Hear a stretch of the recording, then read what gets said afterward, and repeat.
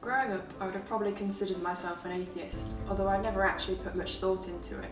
Because I was scientifically minded, I just assumed that there was no God, and that faith in God was only for people who didn't understand science, or who needed some sort of emotional crutch to get through life. But during my A-levels, I met a few Christians who appeared to have not had to have thrown out their brains in order to have a faith in God. This really intrigued me, and so I started to ask them lots of questions about creation and evolution, the Bible, the resurrection, and all sorts of other things. Over time, I realised that the majority of what I believed was just assumptions, or things that I'd been taught and never questioned. I never really looked into anything for myself. Within a couple of months, I began to see how wrong I was about pretty much everything. I started to read the Bible, and I was surprised to see that it had so much truth in it. What it said about the world was true, what it said about humanity was true, and in particular, what it said about me was true. I was now at a point where I believed that God is real and alive, and came to save me, and that I needed saving.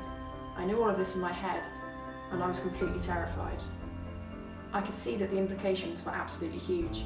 It meant admitting that I'd been completely wrong my whole life. It meant saying that I needed him and that I needed his help. But I could also see that it required a commitment. There was no dipping my toe into it. If I was going to become a Christian, it was not only going to be a commitment for life, but it was also going to be a commitment of my whole life. Everything would be affected, and this left me terrified. It's all I could think about all the time. I just couldn't get it out of my head. Eventually I prayed to God and asked for his forgiveness and his mercy and grace, and that burden of fear was lifted straight away. The fear transformed to a peace and deep joy. From that moment, everything has changed.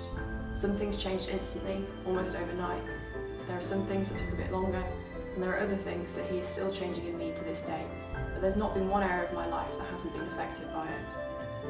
Over the last couple of years, one of the biggest changes that I've noticed is where I find my self-worth. I used to feel like I was in a constant battle to prove myself. If I was ever struggling at school, I felt like there was no point to my life anymore, and that I wasn't worth the air that I was breathing. But since becoming a Christian, I can see that actually that's not where my worth is found. It's found in being made in the image of God, and in having a Heavenly Father who loves me. The glorious Lord of the whole universe sought out a relationship with me. That's what gives my life meaning and makes it worth something. While at university, this allowed me to work hard and still enjoy my studies, knowing that they were for His glory. And now, after having my daughter back in December, it has allowed me to say goodbye to a career in software development to stay home with her. This is my story for God's glory. What's yours? Thank you for watching. If you have any questions about what you've just seen, please email us at admin@counterstockbaptist.co.uk or leave a comment in the comment section below.